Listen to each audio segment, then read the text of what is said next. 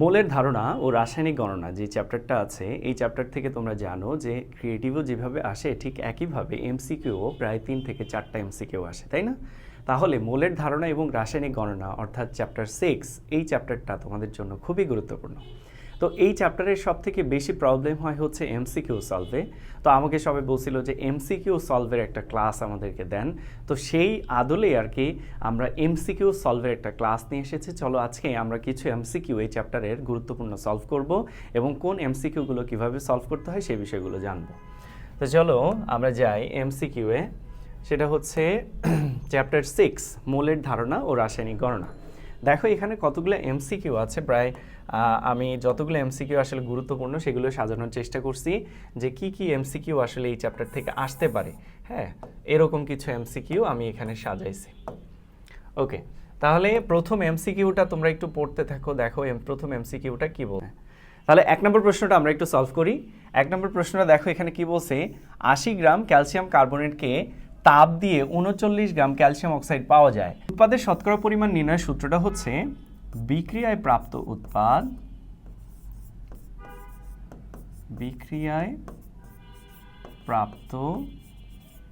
উৎপাদ বাই হিসাবকৃত উৎপাদ ইনটু 100%। এই হলো আমাদের বিক্রিয়ায় শতকরা উৎপাদের পরিমাণ নির্ণয়ের সূত্র। তাহলে তোমাকে এখন করতে হবে কি, এটার হিসাব করতে হবে। চলো আমরা আগে দেখি বিক্রিয়ায় প্রাপ্ত উৎপাদ এই রাশিটা আসলে কোনটা আর হিসাবকৃত উৎপাদই বা কোনটা। বিক্রিয়ায় প্রাপ্ত উৎপাদ হচ্ছে, আমি সহজে মনে রাখার জন্য বলি, যেটা প্রশ্নের মধ্যে দেওয়া থাকে, ঠিক আছে? যেটা প্রশ্নে দেওয়া থাকবে। দেখো এখানে উৎপাদের পরিমাণ দেওয়া আছে একটা 39 গ্রাম। এই 39 গ্রাম হচ্ছে এই যে বিক্রিয়ায় প্রাপ্ত উৎপাদ। তাহলে আমাদের বের করতে হবে কোনটা, হিসাবকৃত উৎপাদ। অর্থাৎ হিসেব করে তোমাকে দেখতে হবে যে এখানে উৎপাদ কতটুকু উৎপন্ন হয়। দেখো এখানে টোটাল ক্যালসিয়াম কার্বনেট কত গ্রাম, 80 গ্রাম। তাহলে আমরা একটু ক্যালসিয়াম কার্বনেটটাকে ভাঙবো। বিক্রিয়াটা হচ্ছে এরকম, ক্যালসিয়াম কার্বনেট এইটাকে যদি আমরা তাপ দিই তাহলে এখান থেকে ক্যালসিয়াম অক্সাইড এবং কার্বন ডাইঅক্সাইড উৎপন্ন হয়, তাই না? বিক্রিয়ায় ক্যালসিয়াম কার্বনেটকে বিয়োজিত করলে এখানে আমরা পাবো ক্যালসিয়াম অক্সাইড এবং কার্বন ডাইঅক্সাইড। এখন আমরা এদের একটু ভর বের করি। চলো, ক্যালসিয়াম কার্বনেট থেকে ক্যালসিয়াম অক্সাইড এবং কার্বন ডাইঅক্সাইডের যে বিক্রিয়া, এটা কিন্তু এখানে ব্যালেন্স করা আছে। অবশ্যই ব্যালেন্স করতে হবে, ব্যালেন্স করা বাধ্যতামূলক। এখন আমরা দেখি যে এখানে ক্যালসিয়াম কার্বনেট কত গ্রাম। আমরা জানি ক্যালসিয়াম কার্বনেটের আণবিক ভর হলো 100 গ্রাম। তাহলে এখানে ক্যালসিয়াম অক্সাইড আছে কত, 56 গ্রাম, তাই না? 56 গ্রাম।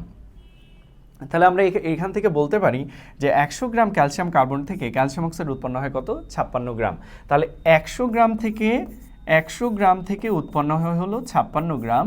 তাহলে 1 গ্রাম থেকে কতটুকু উৎপন্ন হবে, আর 80 গ্রাম যেটা দেওয়া আছে ক্যালসিয়াম কার্বনেট, 80 গ্রাম থেকে কতটুকু উৎপন্ন হবে। তাহলে 80 গ্রাম থেকে উৎপন্ন হবে হচ্ছে 56 ইন্টু 80 বাই কত, 100, তাই না? এই হলো আমাদের উৎপাদের পরিমাণ, যেটা আমাদের এখানে কোশ্চেনে বলা। তাহলে আমরা একটু ক্যালকুলেশন করি, দেখি এখানে কত আসে। 56 ইন্টু 80 ভাগ 100, তাহলে আসে 44.8 গ্রাম। 44.8 গ্রাম, হ্যাঁ, ওকে। তাহলে আমরা এখানে হিসাব করে উৎপাদের পরিমাণ পাচ্ছি কত, 44.8 গ্রাম।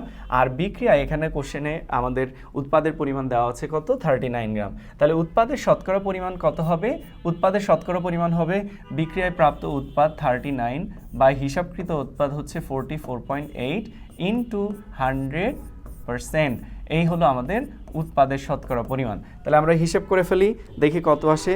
39 ইন্টু 100 বাই 44.8, তাহলে আসতেছে 87.05%। তাহলে এটার অ্যান্সার হচ্ছে 87.05%। দেখি আমরা এখানে অ্যান্সার তাহলে কোনটা, 87.05%, এইটা হবে অ্যান্সার, তাই না? তাহলে অ্যান্সার হচ্ছে খ। আচ্ছা, এইবার আমরা চলো 2 নম্বর কোশ্চেনে যাই।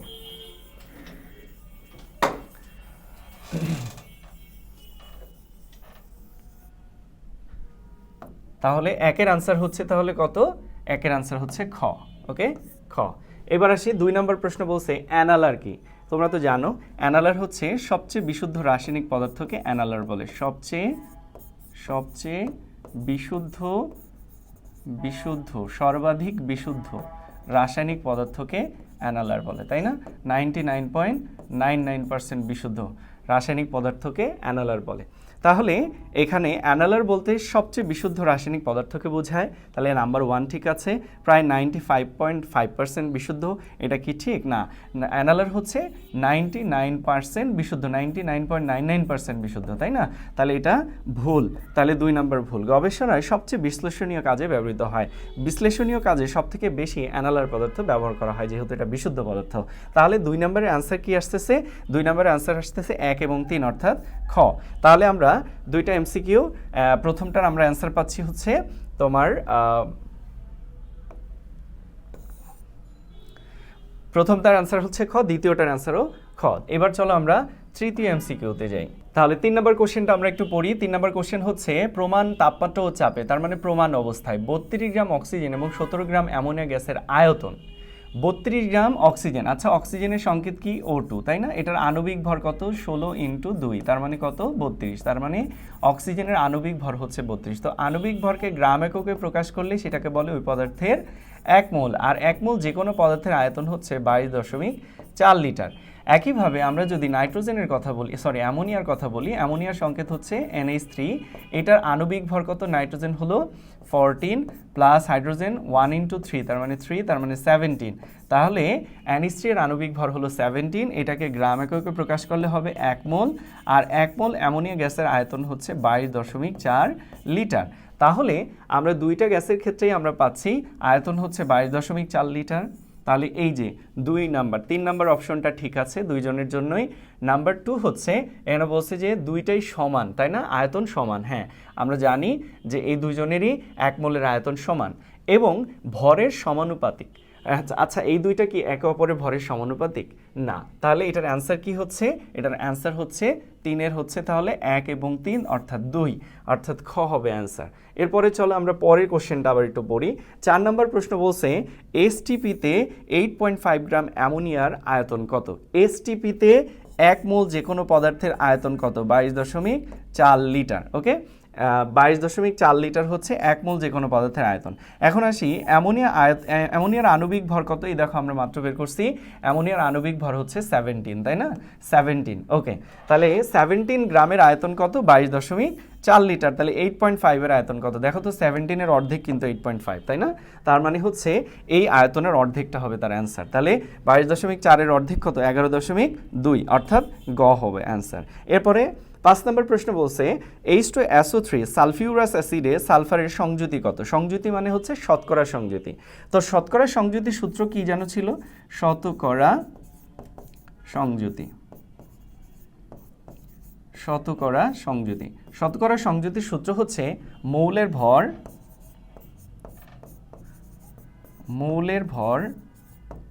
বাই যৌগের ভর ইন্টু 100%। এই হচ্ছে শতকরা সংযুতির সূত্র, ঠিক আছে? মৌলের ভর বা যৌগের ভর ইন্টু 100%। তা আমরা একটু দেখব যে এই যৌগটার মধ্যে যার শতকরা সংযুতি বের করতে বলছি ওই মৌলটার ভর কত, অর্থাৎ সালফার। তো এই যৌগের মধ্যে সালফারের ভর কত? সালফারের ভর হচ্ছে এখানে 32, তাই না? 16। সালফারের ভর কত এখানে? দেখো টোটাল যৌগটার ভর আমরা একটু বের করি। H2SO3 এই দুইটা, এই পুরা যৌগের ভর কত? হাইড্রোজেনের ভর হচ্ছে 1 × 2 প্লাস সালফারের ভর কত? সালফারের ভর হলো 32 প্লাস অক্সিজেনের ভর কত? 16 × 3, তাই না? তার মানে আমাদের ভর কত আসতেছে? 2 + 32 + 48। তাহলে হচ্ছে তোমার টোটাল কত আসে? 2 + 32 + 48 কত আসে? 82। তাহলে এটার আণবিক ভর হচ্ছে 82। এই 82 গ্রামের মধ্যে সালফার মৌলটার ভর কত? 32। তাহলে আমরা মৌলের ভর এখানে কত বসাবো? মৌলের ভর বসাবো 32 বাই যৌগের ভর কত? 82 ইন্টু 100%। ব্যাস, দেখো এটা শতকরা সংযুতি হয়ে গেছে। তাহলে আমরা ক্যালকুলেশন করি 32 × 100 বাই 82, তাহলে হচ্ছে 39.02 39.02%। দেখো তো অ্যান্সার কোনটা? অ্যান্সার হচ্ছে গ। ঠিক আছে, এরপরে চলো আমরা পরবর্তী এমসিকিউতে যাই। আচ্ছা, 6 নম্বর প্রশ্নটা আমরা একটু পড়ি। 6 নম্বর প্রশ্নটা দেখো কি বলছে। 6 নম্বর প্রশ্ন বলছে নিচের কোনটি অ্যালুমিনিয়াম সালফেটের সংকেত? আচ্ছা, অ্যালুমিনিয়াম এর সংকেত কি? এটা তো আমরা জানি Al, আর সালফেটের সংকেত কি? SO4, তাই না? তো অ্যালুমিনিয়ামের যোজনী কত? আমরা জানি অ্যালুমিনিয়ামের যোজনী হলো 3। আমরা জানি যৌগ লেখার সময় যোজনী সবসময় বিনিময় করে লিখতে হয়, তাহলে অ্যালুমিনিয়ামের যোজনী আমরা সালফেটকে দিব, এবং সালফেটের যোজনী কত? 2। এটা কাকে দিব? অ্যালুমিনিয়ামকে দিব। তাহলে অ্যালুমিনিয়াম সালফেটের সংকেত হচ্ছে Al2SO4 3। তাহলে এখানে সঠিক অ্যান্সার কোনটা দেখো তো? এখানে সঠিক অ্যান্সার হচ্ছে ক। এবার আসি 7 নম্বর প্রশ্ন। দেখো বলছে এতটি কার্বন ডাইঅক্সাইড অণুর ভর কত? আচ্ছা, এইটা আমরা একটু ক্যালকুলেশন করি চলো, যে এই যতগুলো কার্বন ডাইঅক্সাইড অণু দেওয়া আছে, আমরা জানি কার্বন ডাইঅক্সাইডের আণবিক ভর কত? কার্বন ডাইঅক্সাইডের আণবিক ভর কত? কার্বন ডাইঅক্সাইডের আণবিক ভর হচ্ছে 44, তাই না? তাহলে 44 গ্রাম কার্বন ডাইঅক্সাইড সমান কি 1 মোল কার্বন ডাইঅক্সাইড। আমরা জানি যে কোনো পদার্থের আণবিক ভরকে গ্রাম এককে প্রকাশ করলে 1 মোল হয়। তাহলে 1 মোল যে কোনো পদার্থে আমরা জানি অ্যাভোগাড্রো সংখ্যার সমান সংখ্যক অণু এবং পরমাণু থাকে। তার মানে আমরা বলতে পারি যে অ্যাভোগাড্রো সংখ্যার সমান সংখ্যক অণুর ভর হচ্ছে তোমার 44 গ্রাম কার্বন ডাইঅক্সাইডের জন্য। তাহলে আমরা অ্যাভোগাড্রো সংখ্যার মান কত জানি? 6.023 ইন্টু 10 টু পাওয়ার 23। এতটি অণুর ভর কত? এতটি অণুর ভর হচ্ছে 44 গ্রাম। সুতরাং আমাদেরকে বলছে 3 ইন্টু 10 টু পাওয়ার 23 এতটি অণুর ভর কত? এতটি অণুর ভর তাহলে কত হবে? 44 into 3 into 10 to power 23 by অ্যাভোগাড্রোর সংখ্যা 6.023 ইন্টু 10 টু পাওয়ার 23। এই হলো আমাদের ক্যালকুলেশন। তাহলে আমরা একটু ক্যালকুলেশনটা করি। দেখো 44 into 3 into 10 to power 23 by 6.023 এক্সপোর 23, তাই না? তাহলে হচ্ছে আমাদের 21.9 গ্রাম। দেখো তো 21.9 কোনটা অ্যান্সার? এই দেখো ভাই ক নাম্বারটা, এইটা হলো 7 নম্বরের সঠিক অ্যান্সার। এর পরের কোশ্চেনে যাই চলো। এর পরের কোশ্চেনটা বলছে 250 মিলি সোডিয়াম কার্বনেটের সেমিমোলার দ্রবণ তৈরি করতে কি পরিমাণ দ্রব লাগবে? আচ্ছা, দ্রবের পরিমাণকে আমরা জানি এই ডাব্লিউ দিয়ে প্রকাশ করে, তাই না? দ্রবের পরিমাণটাকে ডাব্লিউ দিয়ে প্রকাশ করে। আচ্ছা, এখানে দেখো দ্রবণের ঘনমাত্রা দেওয়া আছে সেমিমোলার। সেমিমোলার মানে মোলারিটি এস এর মান হচ্ছে 0.5 মোলার, তাই না? আর এখানে আয়তন দেওয়া আছে, আয়তন হলো ভি। তাহলে আমাদের দেখো যা দরকার সবই দেওয়া আছে। আমরা সূত্র কি জানি? ঘনমাত্রার এস সমান 1000 ডাব্লিউ বাই এম ভি, তাই না? তাহলে ডাব্লিউ ইকুয়ালস কি? ডাব্লিউ ইকুয়ালস হচ্ছে এস এম ভি বাই 1000। আচ্ছা, এবার দেখো সবগুলো মান দেওয়া আছে, এস এর মান, এম এর মান, ভি এর মান সব দেওয়া আছে। তাহলে আমরা একটু মান বসাই। এস এর মান 0.5 ইন্টু এম কত? এই দেখো সোডিয়াম কার্বনেট, এটার আণবিক ভর কত? 106। তাহলে সোডিয়াম কার্বনেটের আণবিক ভর 106 ইন্টু ভি কত? 250। আচ্ছা, ভাগ হচ্ছে 1000। তাহলে আসতেছে 13.25 গ্রাম। দেখো 13.25 গ্রাম কোনটা? অপশন কোনটা? 13.25। দেখো 13.25 হচ্ছে খ নাম্বার অপশন। তাহলে এখানে সঠিক অ্যান্সার হচ্ছে খ। এরপরে চলো আমরা 9 নম্বর প্রশ্নটা একটু দেখি। 9 নম্বর প্রশ্নটা বলছে, এটা আবার উচ্চতর দক্ষতামূলক, তাই না? আচ্ছা, বহুপদী। তাহলে 9 নম্বর প্রশ্ন বলছে সেমিমোলার দ্রবণ হলো, সেমিমোলার খুঁজতে হবে। আচ্ছা, প্রথম প্রশ্ন হচ্ছে সেমিমোলার দ্রবণ মানে কি? কোন দ্রবণকে সেমিমোলার দ্রবণ বলা হয়? যে দ্রবণের ঘনমাত্রা এস এর মান 0.5 মোলার, তাই না? তাকে সেমিমোলার দ্রবণ বলা হয়। তাহলে আমাদেরকে হিসেব করে দেখতে হবে যে কোনটার ঘনমাত্রা 0.5 আসে। তো আমরা প্রথমটা হিসেব করি। এটার তোমার হচ্ছে ডাব্লিউ কত? ডাব্লিউ হচ্ছে 40, আণবিক ভর কত? 40, আর এটা 2 লিটার মানে কত মিলিলিটার? 2 লিটার মানে 2000 মিলিলিটার, তাই না? তাহলে আমরা একটু সূত্রে বসাই যে হচ্ছে এস সমান 1000 ডাব্লিউ বাই এম ভি, তাই না? এটা হলো সূত্র। তা আমরা একটু মানগুলো বসাই দেখি এটা সেমিমোলার আসে কিনা। তাহলে 1000 ইন্টু ডাব্লিউর মান কত? ডাব্লিউর মান হচ্ছে 40 ভাগ হচ্ছে আমাদের তোমার আণবিক ভর, তো সোডিয়াম হাইড্রোক্সাইডের আণবিক ভর কত? 40 ইন্টু ভাগ কত আয়তন, আয়তন কত এখানে, আয়তন হচ্ছে 2000 মিলিলিটার। তাহলে আমাদের এটা আসতেছে 0.5 মোলার। তাহলে আমাদের প্রথমটা অ্যান্সার ঠিক আছে, এটা 0.5 মোলার আসছে, অর্থাৎ সেমি মোলার। এবার দ্বিতীয়টা হিসেব করি, দেখো দ্বিতীয়টারও এই সেম সূত্র, এখানে দেওয়া ডাব্লিউ হচ্ছে তোমার 50 গ্রাম, ক্যালসিয়াম কার্বনেটের আণবিক ভর কত ভাইয়া, ক্যালসিয়াম কার্বনেটের আণবিক ভর হচ্ছে 100, আর 1 লিটার মানে কত 1000 মিলিলিটার। তাহলে আমরা যদি এখানে ঘনমাত্রা বের করি, তাহলে দেখো আমরা একটু ক্যালকুলেশন করি, তোমার ডাব্লিউ হচ্ছে 1000 ইন্টু ডাব্লিউর মান 50 ভাগ হচ্ছে আণবিক ভর ক্যালসিয়াম কার্বনেট কত 100 ইন্টু ভি কত 1000। হ্যাঁ, তাহলে এটারও মান আসতেছে 0.5। তাহলে আমাদের দুইটার কিন্তু 0.5 আসছে। এরপরে আসি 3 নাম্বারটা দেখি, 12 গ্রাম সোডিয়াম কার্বনেট, সোডিয়াম কার্বনেটের আণবিক ভর কত 106, এই যে আমরা একটু আগে ওই ম্যাথটা করলাম তাই না। তাহলে এই যে 12 কি ডাব্লিউর মান দেওয়া, তাহলে আমরা এই সূত্রে আবার একটু মানটা বসাই, দেখো এই সূত্রের মধ্যে যদি মানটা বসে তাহলে ডাব্লিউ কত 1000 ইন্টু ডাব্লিউ কত 12 ভাগ আণবিক ভর কত 106 ইন্টু ভি কত 2000 মিলিলিটার। তার মানে আমাদের এটারও মান আসতেছে 0.05, এটার মান আসছে কত, এটা আসছে হলো তোমার 0.05 মোলার। তাহলে এই তিনটা দ্রবণের মধ্যে প্রথম দুইটার ঘনমাত্রা হচ্ছে তোমার সেমি মোলার অর্থাৎ 0.5 মোলার। তাহলে আমাদের অ্যান্সার আসবে কোনটা, ক অর্থাৎ 1 এবং 2। চলো আমরা এরপরে পরবর্তী এমসিকিউতে যাই। আচ্ছা দেখো,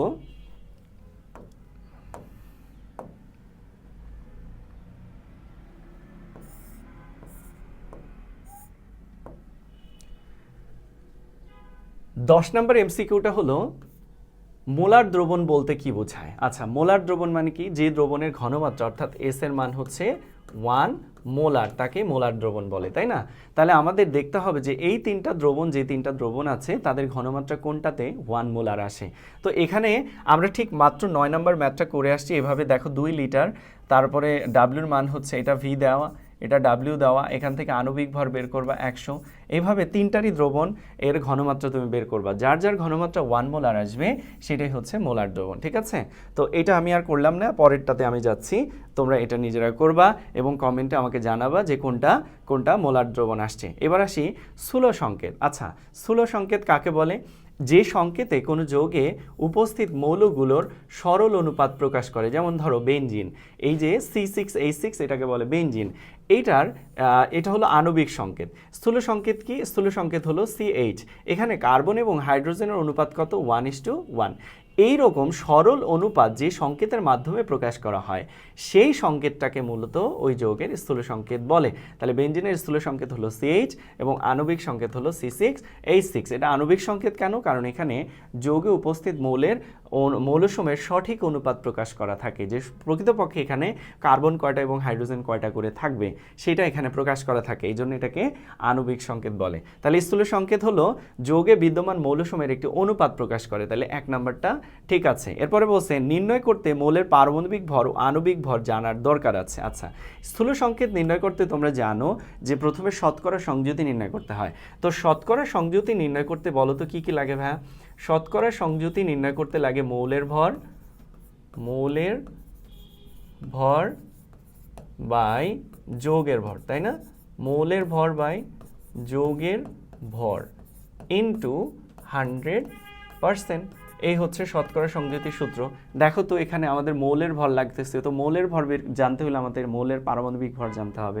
একইভাবে যৌগের ভর বের করতে হলেও পারমাণবিক ভর জানতে হবে, তার মানে আমাদের 2 নম্বর অপশনটাও ঠিক আছে। এবার আসি যৌগের বেলায় প্রযোজ্য, স্থূল সংকেত মৌলের হয় না, স্থূল সংকেত যৌগের হয়। তাহলে এখানে 3টা অ্যান্সারই ঠিক আছে, 1, 2, 3 হবে 11 অ্যান্সার। ওকে, তাহলে 11 নম্বরের অ্যান্সার পেয়ে গেলাম। এরপরে চলো আমরা একটু 12 নম্বর এমসিকিউতে যাই। বলছে অ্যানালার সোডিয়াম ক্লোরাইডের শতকরা কত ভাগ বিশুদ্ধ। আমরা একটু আগে শেষ করে আসছি এই কথাটা, যে অ্যানালার মানে কত পার্সেন্ট বিশুদ্ধ, অ্যানালার মানে 99% বিশুদ্ধ বা 99.99% বিশুদ্ধ। তো এখানে দেখো অ্যানালার সোডিয়াম ক্লোরাইডের পার্সেন্টেজ কত হবে, তাহলে এই যে 99.5% বিশুদ্ধ। তাহলে এর পরের প্রশ্নটা আমরা একটু দেখি, 13 নম্বর প্রশ্নটা একটু দেখো। বলছে সোডিয়াম কার্বনের যৌগে কার্বন মৌলটির শতকরা সংযুতি কত। আমরা একটু আগে শতকরা সংযুতির সূত্র অলরেডি বলে ফেলছি, সেটা হচ্ছে মৌলের ভর। প্রথমে মৌলের ভর উপরে বসাতে হয়। তো এই যৌগটাতে কার্বন মৌলের ভর কত? দেখো তো, কার্বন মৌলের ভর হচ্ছে 12, তাহলে আমরা উপরে বসাবো 12। নিচে যৌগের ভর, এই সোডিয়াম কার্বনেটের আণবিক ভর কত ভাই? 106 ইন্টু 100%, ইন্টু 100%, এই হচ্ছে আমাদের শতকরা সংযুতির সূত্র, ঠিক আছে, ইন্টু 100%। ওকে, এখন আমরা এটা ক্যালকুলেশন করি। দেখো 12 ইন্টু 100 ভাগ 106, 106, তার মানে 11.32%। 11.32%, দেখো এখানে কোনটা 11.32%? ঘ। তাহলে এই যৌগটাতে কার্বন মৌলটির শতকরা সংযুতি হলো ঘ নাম্বার। এরপরে আসি, 18 গ্রাম হীরকে কার্বন পরমাণুর সংখ্যা কত? আচ্ছা, তোমরা জানো বোধহয় হীরক হচ্ছে কার্বনের একটি রূপ, ঠিক আছে। হ্যাঁ, কার্বনকে মূলত হীরক বলে।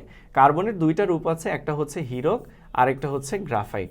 একটা কি হীরক, আরেকটা হলো গ্রাফাইট। এই দুইটা রূপ আছে কার্বনের, হীরক আর গ্রাফাইট। এই দুইটারই সংকেত কি? কার্বন, ঠিক আছে। তো 18 গ্রাম হীরকে কার্বন পরমাণুর সংখ্যা, আচ্ছা আমরা জানি কার্বনের ভর কত? কার্বনের ভর হচ্ছে ভাই 12, তাহলে 12 গ্রামে কতটি পরমাণু থাকে? 12 গ্রামে থাকে 6.023 ইন্টু 10 টু পাওয়ার 23, কারণ এটা আণবিক ভর বা পারমাণবিক ভর। পারমাণবিক ভরের সমান পরিমাণে এই অ্যাভোগাড্রোর সংখ্যা সমান সংখ্যক অণু বা পরমাণু থাকে। তাহলে এখানে আমরা কার্বন মৌলের পরমাণু সংখ্যা কয়টা পাবো? কার্বন মৌলের 12 গ্রামে পরমাণু আছে হলো এই অ্যাভোগাড্রোর সংখ্যা সমান সংখ্যক। তাহলে 18 গ্রামে কয়টি পরমাণু আছে? দেখো তো, এটি আমরা 18 দিয়ে গুণ করে 12 দিয়ে ভাগ করব, তাহলে 6.023 10 টু পাওয়ার 23 ইন্টু হলো 18 ভাগ 12, তাহলে অ্যান্সার হচ্ছে 9.033 ইন্টু 10 টু পাওয়ার 23, অর্থাৎ গ হবে অ্যান্সার, ঠিক আছে। এবার আসি 15 নম্বর প্রশ্ন। দেখো 5 গ্রাম হাইড্রোজেন এবং 10 গ্রাম নাইট্রোজেন মিশালে পাত্রে অবশিষ্ট থাকবে। এটা আসছে কোত্থেকে বলো তো? এটা আসছে লিমিটিং বিক্রিয়ক থেকে। লিমিটিং বিক্রিয়ক, হ্যাঁ, লিমিটিং বিক্রিয়ক থেকে আসছে। তো চলো আমরা ম্যাথটা সলভ করি, এটা খুবই গুরুত্বপূর্ণ একটা টপিক, লিমিটিং বিক্রিয়ক। 5 গ্রাম হাইড্রোজেন এবং 10 গ্রাম নাইট্রোজেন মিশালে পাত্রে অবশিষ্ট থাকবে কে? আমরা একটু বিক্রিয়াটা আগে দেখি, হ্যাঁ, যে নাইট্রোজেন এবং হাইড্রোজেন এই দুইজনকে মেশালে আসলে এখানে কি উৎপন্ন হয়? নাইট্রোজেন প্লাস হাইড্রোজেন এদেরকে মেশালে এখানে NH3 উৎপন্ন হয়, NH3, ঠিক আছে। ওকে, এবার একটু ব্যালেন্স করতে হবে বিক্রিয়াটা। এখানে নাইট্রোজেন 2টা, এখানে একটা, এখানে 2 দিয়ে গুণ করব। হাইড্রোজেন 6টা হয়ে যায়, এখানে 3 দিয়ে গুণ করব। তাহলে দেখো তো এখানে নাইট্রোজেনের ভর কত? নাইট্রোজেনের ভর কত আমরা জানি 14, তাহলে 14 ইন্টু 2 কত? 18, 28 গ্রাম, তাই না? আচ্ছা, প্লাস হাইড্রোজেনের ভর কত? এখানে হবে হাইড্রোজেনের ভর হচ্ছে, হাইড্রোজেনের ভর আমরা জানি 1, তাহলে 1 ইন্টু 2 হচ্ছে 2, আর 2 দুগুণি 3 দুগুণি হবে 6 গ্রাম। তাহলে 28 গ্রাম তোমার হচ্ছে নাইট্রোজেনের সাথে বিক্রিয়া করে হচ্ছে 6 গ্রাম হাইড্রোজেন। তাহলে এখানে কত গ্রাম? নাইট্রোজেন আছে 10 গ্রাম। তা আমরা একটু দেখি যে 10 গ্রামের জন্য কতটুকু দরকার। তাহলে 28 গ্রামের জন্য দরকার 6 গ্রাম, 10 গ্রামের জন্য কতটুকু দরকার? 6 ইন্টু 10/28, তাহলে 60/28, তাহলে হচ্ছে 2.14 গ্রাম। আচ্ছা, 2.14 গ্রাম আমাদের হচ্ছে হাইড্রোজেন দরকার, এই যে তোমার 10 গ্রাম নাইট্রোজেনের জন্য। কিন্তু এখানে হাইড্রোজেন কত আছে দেখো তো? 5 গ্রাম। তাহলে হাইড্রোজেন বেশি আছে কত? তাহলে 5 থেকে আমরা 2.14 গ্রাম বাদ দিই। 2.14 বাদ দিলে হবে -5, তাহলে হচ্ছে 2.85 গ্রাম। 2.85 গ্রাম, এইটা বেশি থাকবে হাইড্রোজেন, তার মানে হাইড্রোজেন এখানে অবশিষ্ট থাকবে, ঠিক আছে। আর এখানে লিমিটিং বিক্রিয়ককে, তাহলে লিমিটিং বিক্রিয়ক হবে নাইট্রোজেন, যেহেতু নাইট্রোজেন কম আছে, হাইড্রোজেন বেশি আছে। এবার আসি গ্লুকোজের ক্ষেত্রে প্রযোজ্য। আচ্ছা, গ্লুকোজের সংকেত কি বলো তো? কে কে বলতে পারবে? একটু কমেন্টে জানাও দেখি, গ্লুকোজের সংকেত কি? গ্লুকোজের সংকেত হলো C6H12O6, তাই না? গ্লুকোজের সংকেত হলো C6H12O6। এখন গ্লুকোজের ক্ষেত্রে প্রযোজ্য কোনটা? এটা হলো গ্লুকোজের আণবিক সংকেত। এটার স্থূল সংকেত দেখো, এটাকে যদি আমি সরল অনুপাতে লিখি, তাহলে আমরা 6 দিয়ে পুরো সমীকরণটাকে ভাগ করতে পারি। 6 দিয়ে ভাগ করলে এটা 1 হবে, এটা 2 হবে, আর এটা হবে 1। তার মানে এটার স্থূল সংকেত হচ্ছে 1:1 অনুপাতের যৌগ। এখানে স্থূল সংকেত হবে CH2O। তাহলে স্থূল সংকেত হলো CH2O এবং আণবিক সংকেত হলো C6H12O6। এবার আসি স্থূল সংকেত তোমার এই যে আণবিক সংকেত মিলে। এবার আসি 3 নম্বর বলছি স্থূল সংকেত আণবিক সংকেত একই। আমরা কি তাই দেখলাম স্থূল সংকেত এবং আণবিক সংকেত কি এক? না, তাহলে 3 নম্বর অপশন আমাদের ভুল আছে। তাহলে 16 নম্বর কোশ্চেনের আনসার হচ্ছে 1 এবং 2 অর্থাৎ ক। ঠিক আছে, এর পরের প্রশ্নে আমরা যাই, চলো দেখি পরের প্রশ্নটা কি আসছে। পরের প্রশ্নে আসছে 17 নাম্বার, বলছে যে কপার সালফেট ইন্টু 5H2O এই যৌগটার নাম কি? তোমরা অনেকেই জানো এটার নাম, সেটা হচ্ছে এই যৌগটাকে বলে তুতে, তাই না? ব্লু ভিট্রিয়াল বা তুতে, এটার নাম হচ্ছে তুতে বা ব্লু ভিট্রিয়াল। আচ্ছা, এখন এই কপার সালফেটে কেলাস পানির শতকরা পরিমাণ বের করতে বলছে। কেলাস পানি হচ্ছে এই যে 5H2O আছে না, 5 অণু পানি, এই 5 অণু পানিকে কেলাস পানি বলে।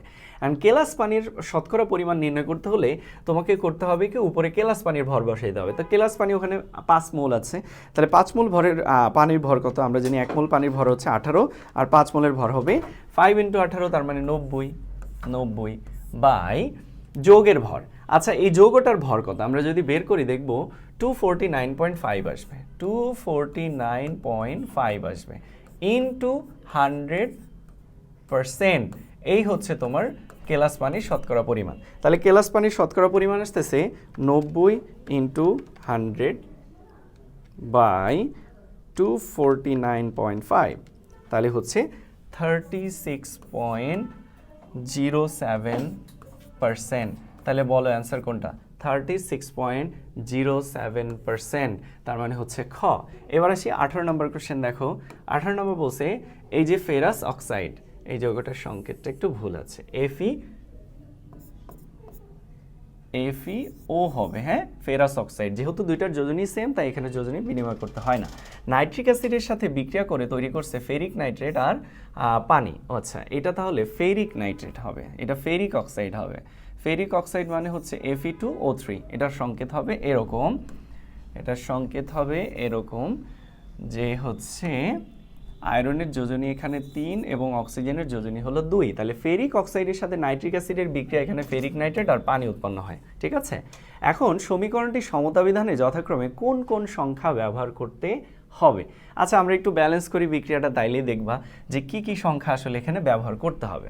তো প্রথমে দেখো এখানে আমাদের আয়রন কয়টা আছে? এখানে 2টা। এখানে আয়রন কয়টা? 1টা। তাহলে এই যে এখানে আমরা 2 দিয়ে গুণ করব। ঠিক আছে, তাহলে আয়রন আমাদের 2টা মিলে। এবার আসি আমরা নাইট্রেট কয়টা আছে? দেখো নাইট্রেট এখানে 3টা, তাহলে 3 দুগুণে 6টা নাইট্রেট এখানে আছে। তাহলে এই যে নাইট্রিক অ্যাসিড আগে 6 দিলে আমরা নাইট্রেট 6টা পেয়ে যাই। এবার হাইড্রোজেন কয়টা হচ্ছে? 6টা, তাহলে এখানে আমাদের 3 দিয়ে গুণ করতে হবে। 3 দিয়ে গুণ করলে দেখো অক্সিজেনও আমাদের এই যে 3টা মিলে যায়। তার মানে এই বিক্রিয়াটার অনুপাত হচ্ছে, এই যে সমতাকরণের অনুপাত হচ্ছে আমাদের ফেরিক অক্সাইড 1টা, তাই না? তাহলে 1, এরপরে নাইট্রিক অ্যাসিড 6টা, /6 H2, তোমার ফেরিক নাইট্রেট কয় মোল? 2 মোল, তার মানে /2 /3। তাহলে অনুপাত কোনটা? খ নাম্বার, এই দেখো 1:6 /3 2:3। ঠিক আছে, তাহলে 19 নম্বর প্রশ্নটা দেখেন, বলছে 10 মিলি 0.2 মোলার সোডিয়াম কার্বনেটকে প্রশমিত করতে কত গ্রাম 0.1 মোলার HCl প্রয়োজন? তাহলে এখানে 2টা উপাদান আছে, একটা হলো সোডিয়াম কার্বনেট, এটা কিন্তু ক্ষারধর্মী, আর এটা হলো হাইড্রোক্লোরিক অ্যাসিড। এখন আমাকে বলছে অ্যাসিডের পরিমাণ বের করতে, কার দ্বারা? ক্ষারের দ্বারা। তো এইটাকে বলে টাইট্রেশন, একজনের সাহায্যে আরেকজনের পরিমাণ নির্ণয় করা। তো টাইট্রেশন করতে হলে প্রথমে তোমাকে বিক্রিয়া করতে হবে। তাও প্রথম বিক্রিয়াটা করি আমরা, দেখো সোডিয়াম কার্বনেটের সাথে যদি আমরা HCl এর বিক্রিয়া দিই, তাহলে এখানে তুমি পাবা সোডিয়াম ক্লোরাইড লবণ প্লাস পানি প্লাস কার্বন ডাই অক্সাইড, তাই না? এই হলো সমতা বিক্রিয়া। এখন আমরা একটু সমতা করি বিক্রিয়াটা। দেখো এখানে সোডিয়াম 2টা, এই যে সোডিয়াম ক্লোরাইড আগে আমি 2 দিলাম, ক্লোরিন কয়টা হয়ে গেল? 2টা, HCl আগে আমি 2 দিলাম, হাইড্রোজেন 2টা, এই দেখো 2টা মিলে গেছে, তাহলে ব্যালেন্স হয়ে গেল। দেখো এই যে ক্ষারের মোল সংখ্যাকে মূলত বি দিয়ে প্রকাশ করে। বি হলো বেইজ, এখানে কয় মোল? 1 মোল, বেইজ হলো ক্ষার। আর অ্যাসিডের মোল সংখ্যাকে এ দিয়ে প্রকাশ করে, এ হচ্ছে এখানে 2 মোল।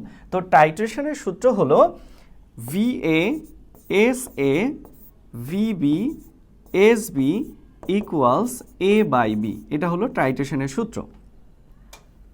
আচ্ছা, আমরা যখন চ্যাপ্টারে এই ম্যাথগুলো নিয়ে আলোচনা করব তখন সূত্রের ডিটেইল বলবো, এখন আপাতত ডিটেইল বলতেছি না।